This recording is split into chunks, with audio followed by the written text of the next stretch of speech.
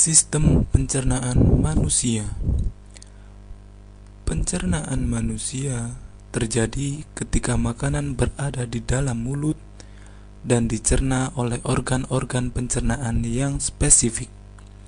Makanan yang kita makan dicerna melalui saluran yang spesifik yang dimulai dari rongga mulut dan berakhir di anus.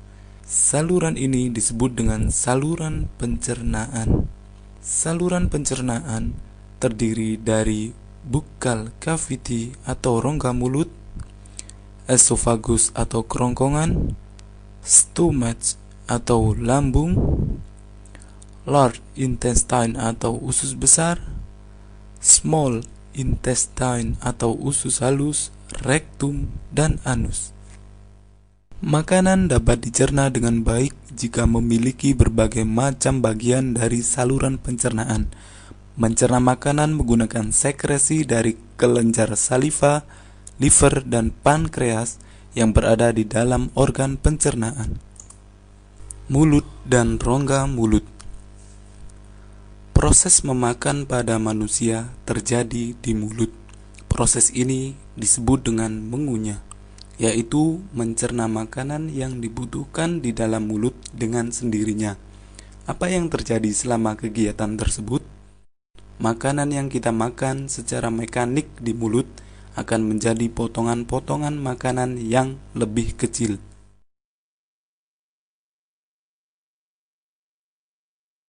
Kelenjar ludah pada makanan.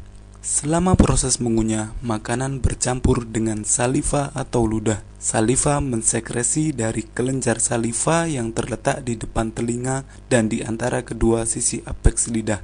Saliva merubah amilum pada makanan menjadi gula dan juga melembutkan makanan.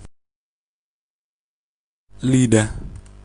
Makanan dapat dideteksi oleh lidah, yaitu melalui saraf pengecap di lidah. Lidah merupakan jaringan otot perasa yang berada di bawah rongga mulut. Lidah bebas untuk berpindah arah dan menjulur ke depan. Saraf pengecap pada lidah disebut dengan papila lidah yang dapat merasakan rasa makanan yang berbeda. Esophagus atau jalan makanan. Makanan yang berasal dari mulut ditelan melewati esophagus. Di dalam esophagus terdapat epiglotis yang akan mengatur makanan agar tidak masuk ke tenggorokan. Di dalam esophagus terdapat gerakan peristaltik yang mendorong dan meremas-remas makanan menuju lambung. Lambung. Lambung merupakan kantung berotot yang berdinding tebal. Bagian atas lambung dekat hati, lanjutan dari muara lambung disebut kardia. Bagian tengah berbentuk kantung disebut fundus, bagian bawah dekat usus disebut pilorus. Di dalam lambung, makanan tercerna secara kimiawi. Makanan dihancurkan oleh getah lambung menjadi mukus.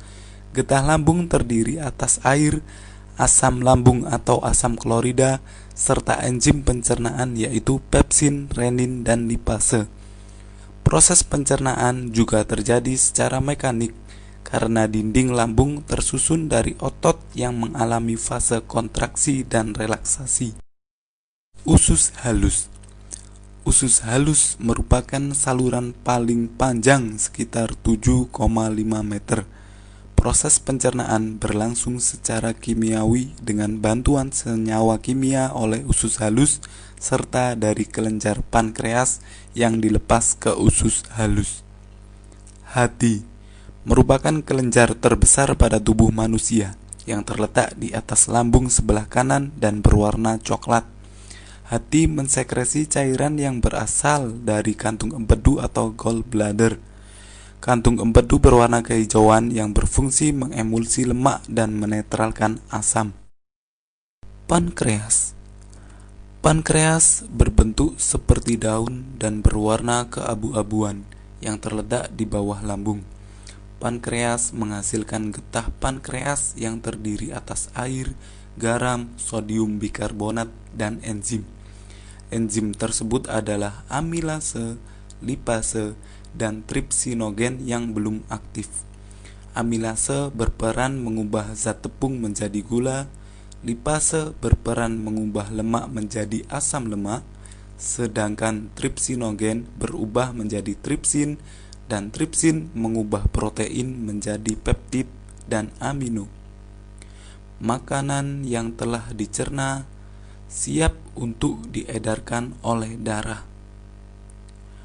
Penyerapan sari-sari makanan berada di usus halus.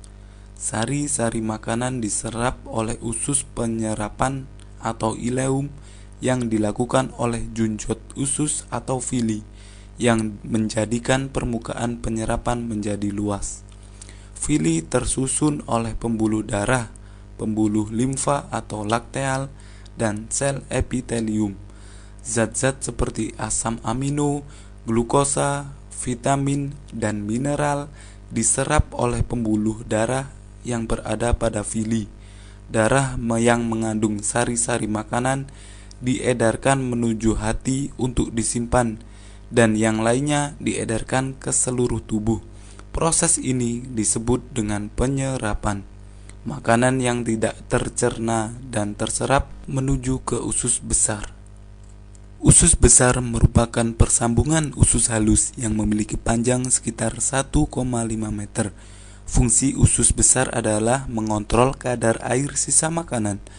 Air sisa makanan berlebihan akan diserap kembali atau reabsorpsi, sedangkan bila kurang akan ditambah. Pada usus besar terjadi proses pembentukan feses yang selanjutnya dibuang melalui anus. Sebelum dibuang, feses terkumpul dalam rektum yang merupakan bagian akhir dari usus besar.